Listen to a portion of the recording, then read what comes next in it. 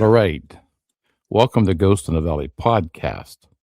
I'm your host, Al Cooley, and tonight I have a fantastic guest. She's been on before. Her name is Cyn Shrader Hill. She's helped me out numerous times. She's signed a couple of books that I bought off of her at a Paracon. She's an author. She's a paranormal investigator. She's a founder of Valley Paranormal. So I met her at the GobbleCon in Kentucky, like almost I think last year. She's a great speaker. I watched her at the Paracon. She was one of the guest speakers. And if you need a speaker, man, at your next event, she will not let you down. Now, how much do I owe you for saying all that wonderful stuff? Oh, you're fantastic, man. Even the other authors give you nothing but praise. I mean, Eric Freeman Sims and Mark Elliott Fultz and so many people I met at the Paracon. Your name was brought up quite a few times, That says a lot, and I really love that Paracon because I had so many people on my show. I knew a couple of you were going to be there. I didn't know that a couple others were going to be there. So it's so cool how that inner circle, your friends are friends of somebody else, and they lead you to somebody else, and it's so much fun doing these Paracons. And oh goodness, yes. But I tell you what, meeting you was a high point. Oh, vice versa, yeah. Uh-huh. That was amazing, and to see you sitting in the audience as I was getting ready to speak, I had to call you out. I had to. Yeah. Like, she's not calling me out, is she? I did. There's Mr. Al Cooley in the house, Ghost in the Valley podcast. Yay! Yeah, that was so much fun, And Eric put on a great show there, Mm-hmm. Yeah. And I see your guest speaker again this year. That's cool. I'm so excited. It was a last minute thing. They had somebody drop out, which sorry for them, but glad for me because Eric asked me to speak, and I was like, oh, yay! Yeah. That's always cool, So I'm looking forward to it. It's this weekend. It's coming up. It's almost. Oh, it's this weekend. You like doing book signings? I do. Yeah, I really do. I'm flattered that people come out. I still can't. Somebody came up to me last year at GoblinCon, and it was one of the Hopkinsville ladies that was putting on the show. She was the one running around in a little alien outfit. You probably saw her. Oh yeah. She came up afterwards and put something down in front of me and said, "I need your autograph." Well, I thought she was pulling my leg, and I said, "Who put you up to that?" And she said, "No, really." And I said, "Stop it." Because and she was serious. Yeah. That's the first time I've had someone ask me for my autograph, and I didn't know what to do with it. Mm-hmm. I still don't think of myself as that. Well, you are. I mean, you got what, 9 books out? I mean, I'm working on 10, 11 and editing another one of Mark's right now. Wow. I know. Yeah. And we're going to get into that also, because you have that new one that came out. That's like, it was a double back to back. I'm like 1 and 2. And I was like, wow, this girl is busy. I mean, I tell you, this has been actually my therapy this year. Mark gave me 60 newspaper articles and said, "I'm not going to do this. It's about headless ghosts. And would you like it?" And I said, "Yeah, I sure would." And so, unfortunately for me, I have now developed a habit on newspapers.com. I am stuck on that thing. Oh my God, I talk about, how you can go down black holes watching videos and stuff like that. You can do it on newspapers.com too. Mm. And I'm a big fan of theirs. So the 60 articles that he gave me on Headless Ghost turned into 600 to 700 of all kinds of stories. And so he had named. He said, "I want the book. I had wanted the book, and you can use this if you want to or not. The Unquiet Dead." And I said, That's a great title. "I love it." And I Yeah. said, "How about it be a series title?" And he said, "Okay." And I said, "I'm going to have The Unquiet Dead, Headless Ghosts, and Colorful Spirits." Mm-hmm. And he said, "Okay." And I said, "And then I'm going to have Monsters and Mayhem." And he said, "Okay." And I said, "And then I'm going to have." So there's 10 of the different categories in this series. So there's Monsters and Mayhem, which is going to be vampires, witches, werewolves, banshees. And then there is Christmas spirits. So all of the Christmas tales that were told, yeah. Victorian, and all these, I think the latest newspaper clipping I've used so far is 1957. So it's a lot of 1800s. Mm-hmm. And it's amazing what all they would put in the papers. Yeah. What are these like folklores? Passed down through. Some of it folklore. Okay. Well, a lot of it folklore. Some of it stories that were told, handed down as to scare them. And then others are true things that have happened to people. And it was just amazing, first of all, how many headless ghosts there are. That's why there's part 1 and part 2. That book was going to be 600 and something pages. And I think both of them are over 300 pages. I was looking at it today on I think it was Amazon. But the bigger books are hard to keep open, and so I thought it's going to be a part 1 and part 2. Mm-hmm. And I put the colorful spirits in there to kind of break up all the headlessness. And so there's the green ladies, the lady in white, black, gray, red. There's a green page. There's a yellow boy. There's, all of these colorful things. So they're mixed in with all of the different headless things. And we got headless cowboys. We got headless knights. We got headless queens. Anne Boleyn, of course. Mm-hmm. Other than the headless horseman that everybody knows, and I think a lot of people here in the States know the railroad track person that got run over by a train and is walking the tracks looking for his head. And that seems to be in just about every county in the United States. Yeah. And just like Crybaby Bridge and things like that. Very similar, told very similar, but there's always a local twist to it. Some kind of little local thing thrown in. You're right. and it's probably hard for you, because you how many stories that you had to pick from. My band played a gig this past weekend, and it was at the Eagles Club in Lisbon, Ohio.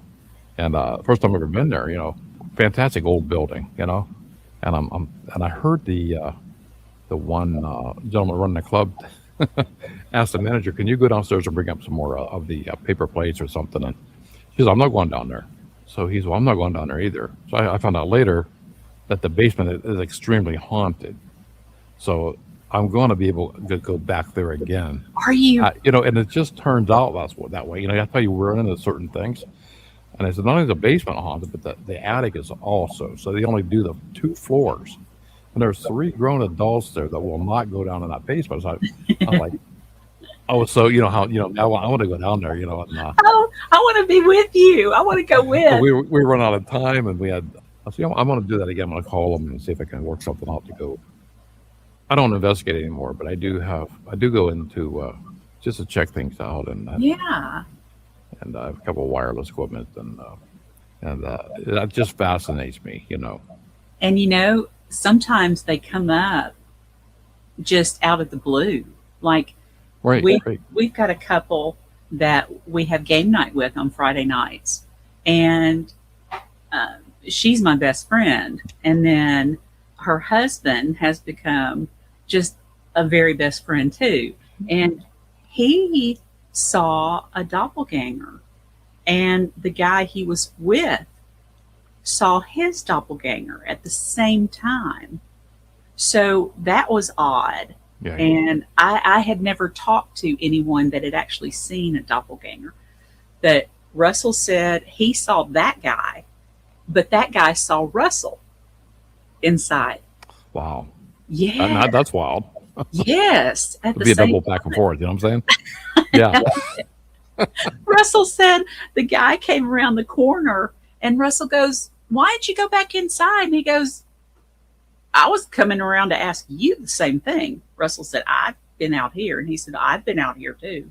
Mm-hmm. And so they said they didn't stay very much longer after that. They were metal detecting and they threw their stuff in the truck and left. Well, you know what? You know what? You mentioned about your Friday night's game night. We go to a thing called Music Bingo, and we went to one Friday night. We're at the bingo, and I'm looking at a table, maybe 4 or 5 tables over. I'm thinking, oh my God, that's my uncle Jimmy. No, Jimmy. I mean, he passed away maybe 3 years ago. I'm just blown away, right? Everything about him was my uncle. Wow. And I told my sister who was sitting across the table, says, "Turn around, and tell me who that was." "Oh, it's Uncle Jimmy." And then my cousin, who's on the other side of me, and she says, "That's your uncle Jimmy."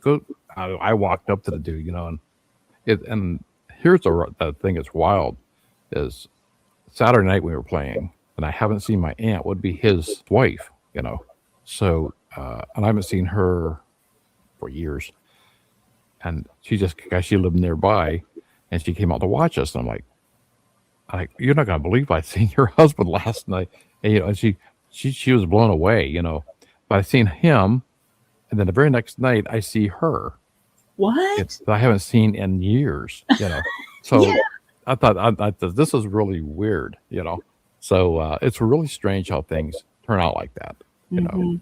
And you're Mhm. talking about like doppelganger. That's probably the first one in my life I've seen. Now my brother's seen me Really? as a double. He lives in Georgia, so he says I was at the Bob Evans, and I didn't say hello to him. And when he walked up to me, I went to the bathroom or something. He was waiting for me. But he didn't see me come back out. He was sure that was me because it talked like me, looked like me, characteristic as me, laughed like me. Try to convince him I wasn't there, and if I were there, I wasn't going to ignore you. Right. So, so he seen that was his first one. His first one was of me, Wow. and then my first one was just for this past Friday. Really so strange of my uncle. It is something when you see somebody that's identical. And what did they say? There's like only 3 of you in the world. That's what I heard. I don't know. I don't know. That sound like you, talk like you, characteristics of you. Bless my other two's heart. Right. I pity my other two, but yeah. I don't know what I'd do if I ran into somebody that looked like me. I mean, you're talented, man. You edit the books, and I mean, when Mark Elliott Fultz was on my show, I mean, he had nothing but fantastic things to say about you, and Oh, I mean, and he was a fairly fun guy to he's interview. great. He was talking about his grandmother's cookbook, I think it was. Yeah.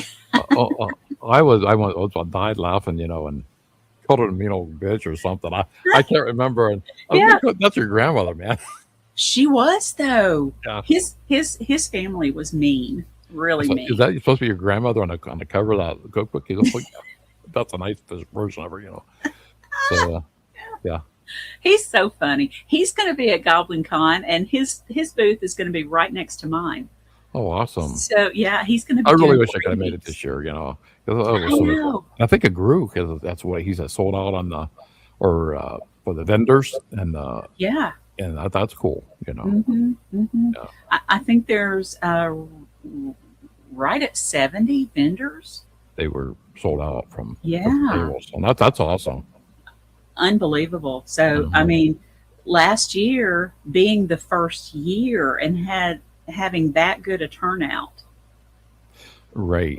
For the Just first year, and then have a sell out the second year. And I right. think it'll be another great show. Great guest. I mean, you're going to be there. So, uh, I'm so excited. yeah.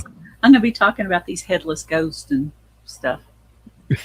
I might have to throw in some signs though, because those are still coming through. Can I tell you one? Oh, sure. So I lost my mom in May, I'm sorry. and it was, what was so bad is that she was independent at 87 and still driving and working at the Warriors exhibit, which is our military veterans. They've got pictures of Oh, everybody. awesome. It's Yeah. just really cool place. And she Mm-hmm. was one of the workers that Really? worked 4 or 5 hours a day for 4 to 5 days until October of 2023. And because she was over retirement age and all this kind of stuff, they can only work for 4 or 5 years at a time. So she worked 5, and then she wasn't eligible again to Mm. work. But it was good for her to do that because she had started just staying at home and not doing anything. And after that, she would get out and talk to people, get to hear their stories, and Mm-hmm. just had a great time. Well, she retired from that in October of 2023. 2 months later, on the 23rd of December, she fell, broke her hip. Oh. So the surgery was Christmas Eve. We missed Christmas that year. Mm-hmm. So she had surgery on that hip. They pinned it, and then she fell again and had to have a partial hip replacement. It dislocated. She had a total hip. It dislocated. Revision dislocated. And what's called a girdle stone, which I'd never heard. Yeah. And they took everything out, and she had to be off of her leg for 6 months. Wow. And already she was weak. And those 5 surgeries were in 3 months' time. She would have been 89 this past week. She would have been 89. It just did a number. If they had done a sturdier surgery, I think the first time, because she did great and was up walking, moving around, doing great after that. I don't know, but the more surgery she had, the weaker she got, of course. Mm-hmm. And then we had to stay with her and do things. She had a little mini stroke, I believe, and that caused the onset of vascular dementia. So Mm-hmm. it was a bad situation. And I guess my sister and I started grieving last October. And so when she finally passed on the 19th of May. Yeah, I understand that. I mean, your mom, that's too bad, terrible, especially when you're close with them. Maybe she'll give you a sign like Wyatt did, She already has. I was going to ask you that, She and it was quick. It was very quick. You know how Wyatt was almost immediate with his mom. Right. And he still shows up. But she showed up the night before her funeral. So she died on Tuesday. And then the funeral was Friday. And so Thursday night, my husband and I are over at her house. So we had started going through and trying to sort and do things. And I was doing paperwork. So I had a sort pile, I had a shred pile, a trash pile, and a keep pile. And I had done 2 big piles, and had worked my way to her little 4-drawer filing cabinet. And now this woman, she had been such a good bookkeeper when she and Dad had the auto parts store. But when she retired from that, it was just like, poof, throw stuff in drawers and just, there's not a good filing system. So we were going through all that. And she had not gone through, wanted to get rid of my dad's stuff or her mother's stuff. So at this point right now, we're going through mom's, my grandmother's, my dad's, and since she didn't go through dad's, his mother and father. So it's just, we'll do a little bit and turn around, and it looks like the piles are growing. But so anyway, the night before the funeral, I'm sorting these papers, and she had this thing. She would, instead of using one of the little check registers to write down, what she wrote the checks for, she got one of those little 6x9 journals and would write down, oh, groceries, blah blah blah, drugstore, blah blah, and she also used those to write down about the book she was reading, because she read a book a day at least. Sometimes she was bored and had 3 or 4 going at the same time. So she would write down every book she read and what she thought of it, and good or bad, what she thought of it. And so there were journals everywhere. I'm almost done with this top drawer. And my husband said, I'm about ready to leave. I said, let me get through this top drawer. And I am too. I'm done. So the funeral was the next day. We had met with the mortician and the director, who's one and the same, and he's a good friend of ours. His mother was my mom's best friend, so it's been a family friend for years and years and years. We had met with him that Wednesday and got music, and who was speaking, who she wanted to sing, and all that kind of stuff. Well, as far as the pallbearers, I was telling Brad, who that was the one in charge. I said, I know all the people that Mom wants to be pallbearers can't really do that because they've either got bad backs, they've had strokes, they can't do it. And he said, we will do that. So don't worry about pallbearers. I've got that covered. You just show up. And so I got the pictures for him and music. I said, Brad, I really don't know music. Just pick stuff, And so he was going to do that. All right. So I'm almost done with this drawer. I reach in and pull out a little journal, and I'm thinking, okay, is it the book journal? Is it the bank journal? Which one? And I opened it up, and it said, Dear Cindy. Whoa. And my heart stopped. Mm-hmm. And she said, this was written in 2014. And she said, you've been asking me to write down stories from my childhood, what I remember of the family growing up. And I bet you wish you hadn't asked now. Ha ha. That kind of thing. And so it was story after story after story of when she was a little girl. Yeah. And growing up, and when her and Dad got together, and just all of the things. Stories you never heard before? Never heard before. Couple I had, and she had written those down again for me. But there were some things I had never heard from people that I had not gotten to meet. An aunt that had died before I was born, and a cousin, and just different things. And then I noticed that in the back, there was a sheet of paper just kind of loose, and I turned it over and it was upside down. I flipped it over, and it was her funeral arrangements. Whoa. What she wanted done, the pallbearers, the music she wanted.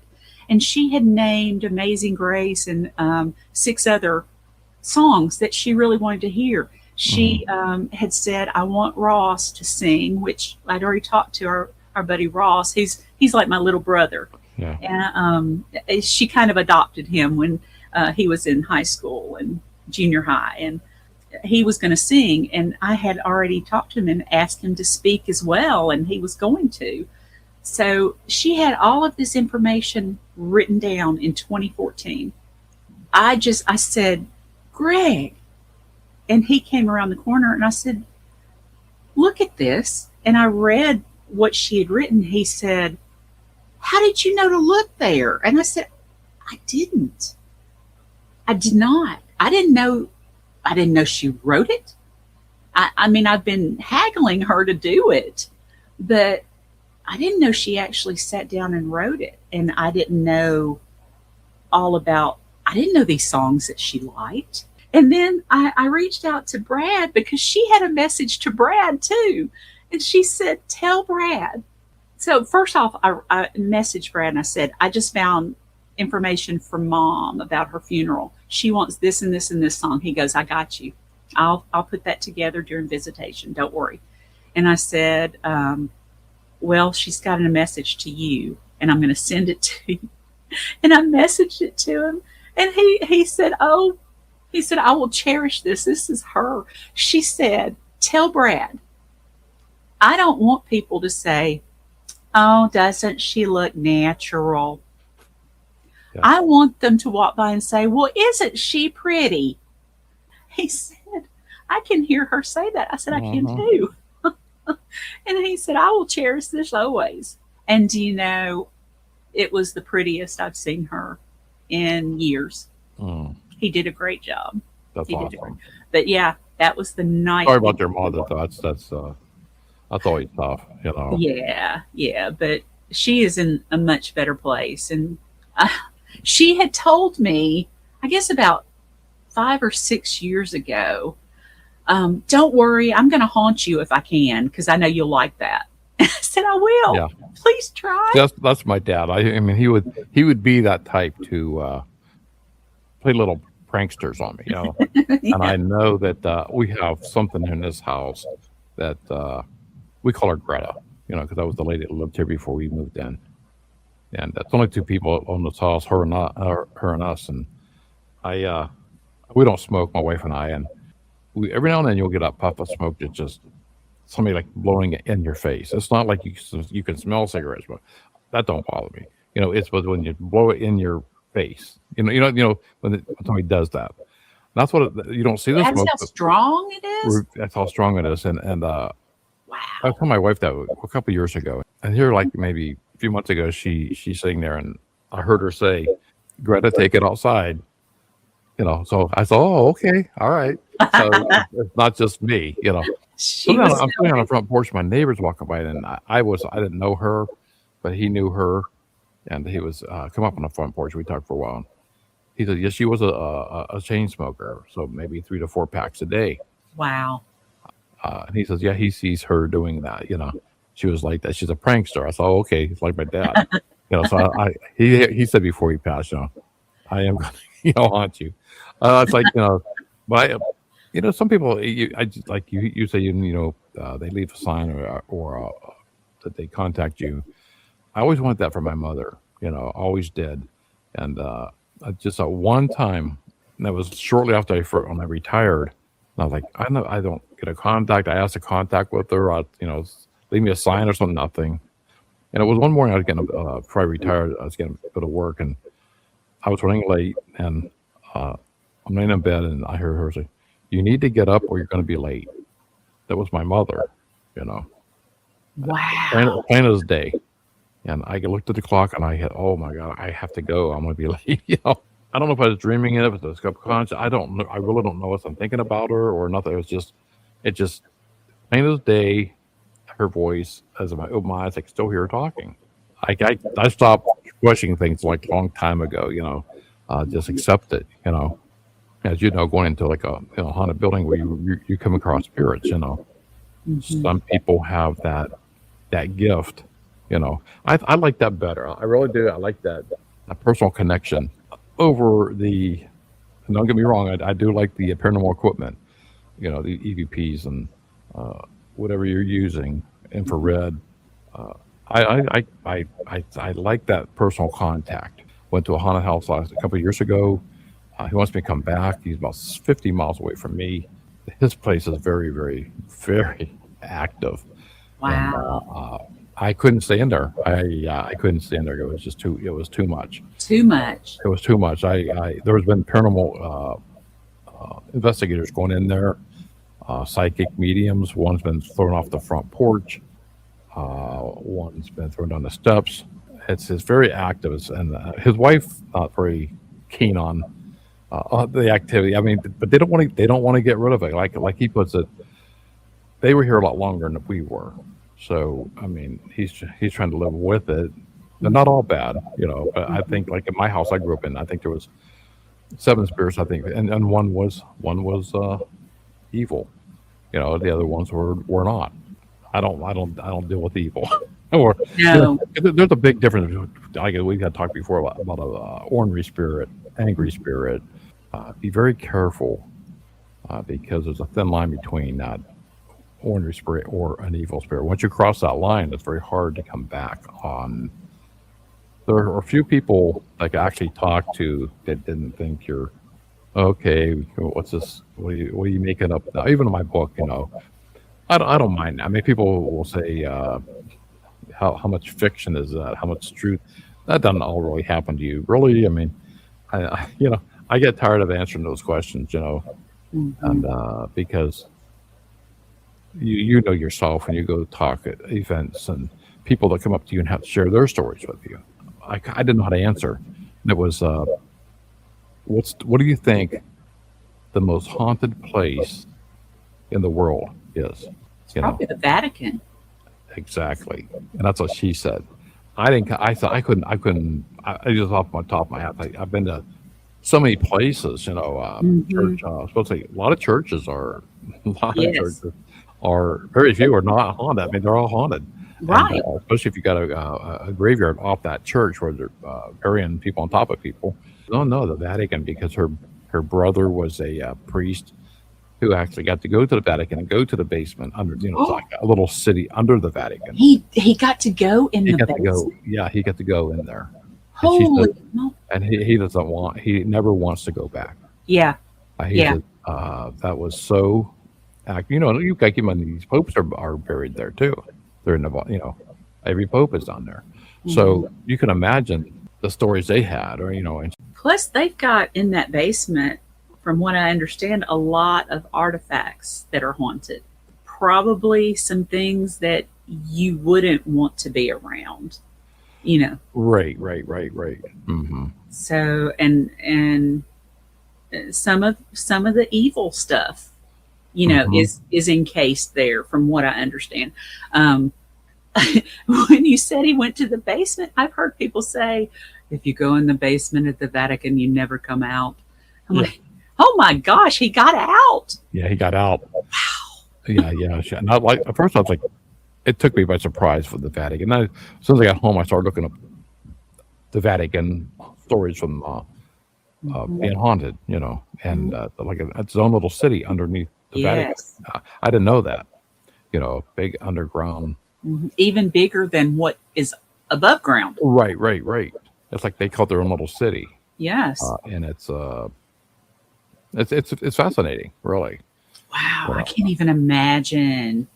Right. Well, I want to get to your books. All right. I was enjoying this though. Yeah. We had so many. You have so many books.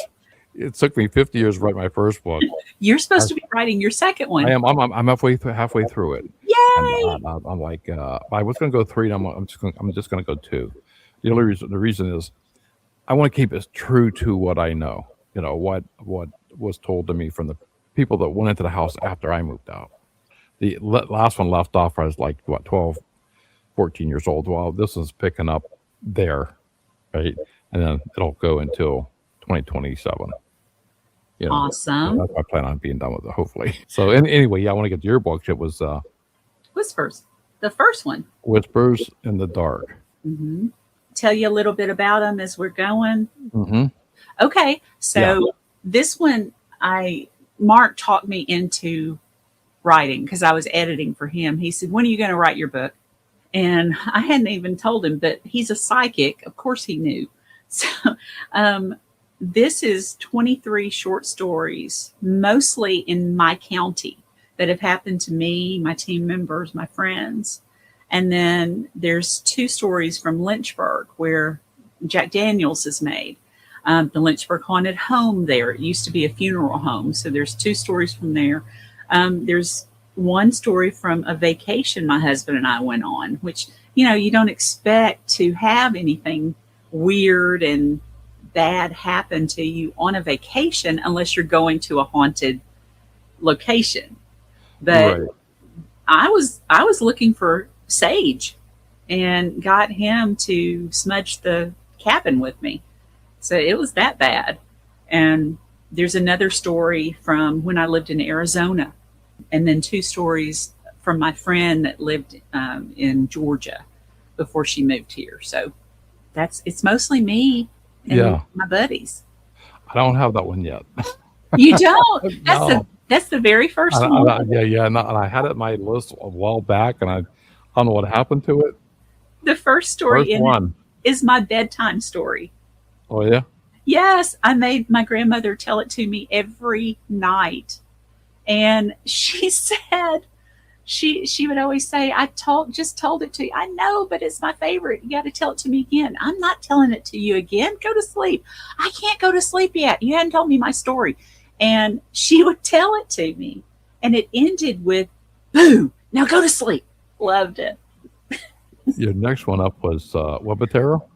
Web of Terror. And that one, Mark and I he wrote 4 fiction stories. And this is the only book of fiction we have. And so I wrote 8 stories. He wrote 4.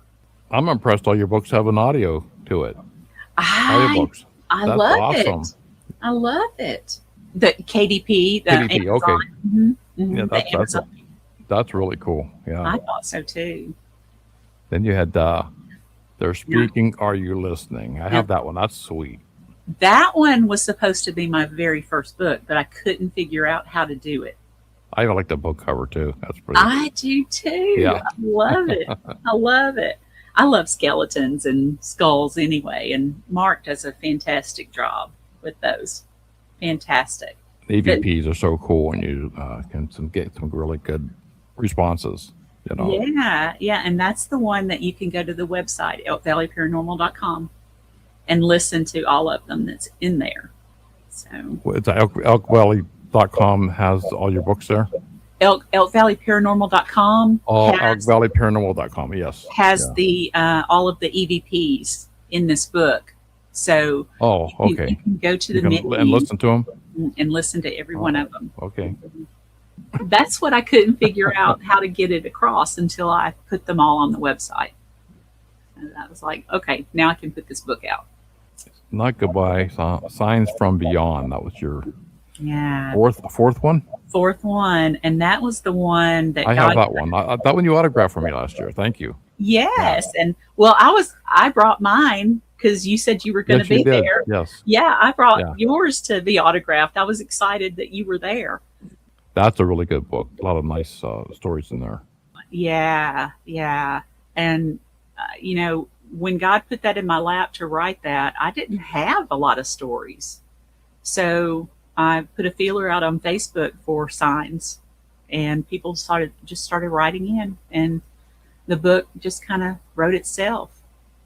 So that's the one that I was working on when we lost Wyatt. Yes. And, I couldn't figure out why God put that in my lap to write that. And then after his funeral, it hit me about 2 or 3 weeks later. Oh, that book is my therapy. That's how I get through Wyatt's death. That's what happened. That's what I used to get through.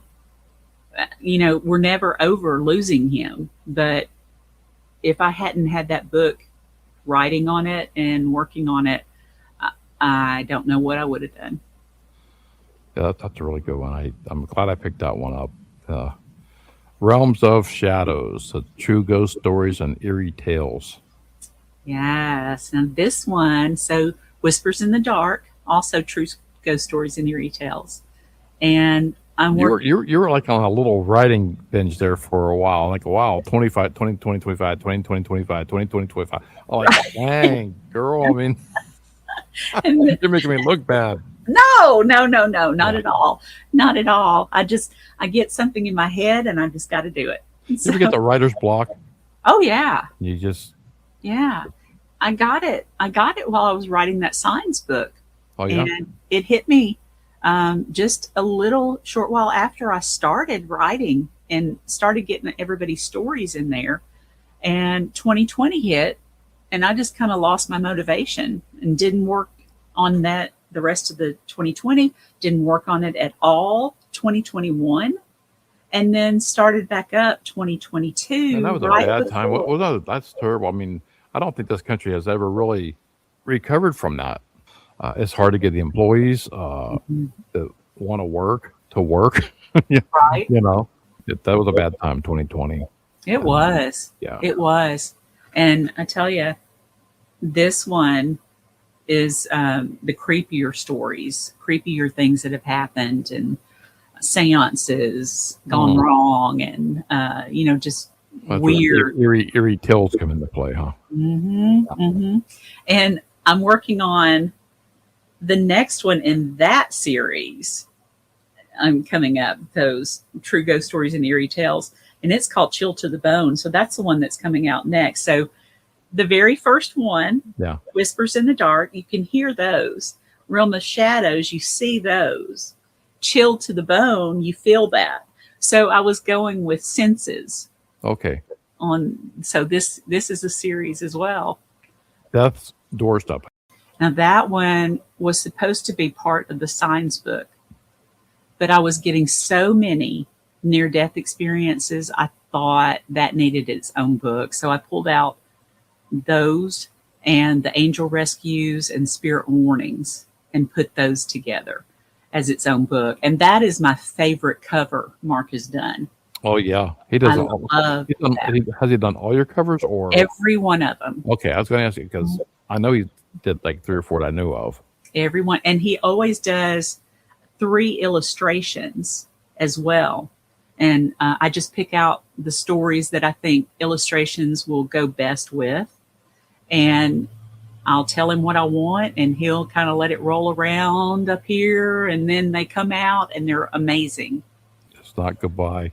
Oh, and I want to thank you for letting me write the Yes. I was forward honored to that that. you did it. I was thrilled. I had picked this one. I had you sign this one too, and Mhm. I get the other ones out of my collection. I like to get the authors out on my show, their books, and Mhm. support. So I know it's what it takes. Just me being a newbie author, but an oldie author. Right? But the I know the work that goes into it, and you have to watch today with the AI. People having that write their book for them. I like the way these are put up. A lot of these are with stories that are presented to you from other people, and very touching and moving. I think so too. Hmm. And they get to memorialize their family members and Right. friends. I think that's the way they can do that through this, maybe through your book, Mhm. is let that feeling out. You can feel it in some of these stories. The Mhm. pain. And some people, like you say, want to be anonymous, and Hmm. there's not a problem at all. I just That was I a really think good book. I enjoyed that one too. thank you, thank you. Hmm. There's going to be a third one. I'm already collecting signs for a Okay. third one. I know you got. I know you got a lot of signs that people Mhm. giving you, Yeah, oh, they'll leaving come them on your doorstep. Yes, and Yeah. they'll come up to me at conferences like GoblinCon. I had several people come up Mhm. to me and say, "I've got a sign for you. Can I tell you?" And sure, Yeah. absolutely. I'd love to hear it. And And they're all very different, but they give that person pretty much the same feeling. Just wow, and just unconditional love coming right. through. Well, you can feel it. Then you have the Unquiet. I love that title, man. The Unquiet Dead, Headless Ghost and Colorful Spirits, Part One. You did Part One and Part Two, only a few days apart. Yeah, Uh, a week apart. We're a week apart now, and they're nice sized books. I'm like, wow, you've been busy on that. I was. This is the one that went from 6 stories. I mean, 60 newspaper article stories. And I love that cover too, of the Headless Ghost. I love her. Hmm. I He did a absolutely. great job on that. Oh yeah. With the railroad track, that's one of the railroad track ghost stories. Mhm. Yeah, Mhm. the lantern. Yeah, I love her. Part Two. Now that she is representing Black She, Bonnet, she almost looks like Elliot's grandmother. right? She kind of does. Yeah. Well, she's representing the story Black Bonnet, this one of the colorful spirits that was coming through and terrorizing a family. So I put her also in behind that story that Oh, she's okay. representing too. So she's in the book again. The ones I'm working on, like I said, there's going to be Monsters and Mayhem. That's vampires, banshees, witches, werewolves. There's Christmas spirits for Victorian ghost stories that were told around the fire. There's animal ghosts. There's one on haunted objects. There's another on poltergeist and other strange hauntings like that. Extraterrestrials. I'm actually going to hit that, and cryptids. Mm. And then there's going to be one spiritualism and mediumship. You almost have it all covered. That, and then there's going to be the catch-all ghost book that if they didn't fit into anything else, there's a ghost book. Cyn, it's been great having you on, and I can't believe an hour passed so quickly. Oh, no. And I wish you the best of luck at the Paracon. Thank you. And yeah, if there's any way I can make a squeeze on down there, but I don't know.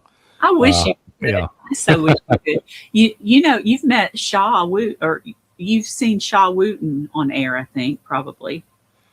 She's with Amok, exploring the paranormal perspective. And Mark and I do a true crime show every second Sunday with her. Okay. On it's on the evening. You have to maybe send me a link of that or something. Yeah, I'll put it in my show notes. It's the second Sunday of every month on exploring the paranormal perspective with Shaw Wooten. Shaw's going to be at Goblin Con. Oh, okay. So it's going to be great seeing. Yeah. Mm-hmm. Well, Cyn, it's been great, and we're going to talk again. Thank you so much.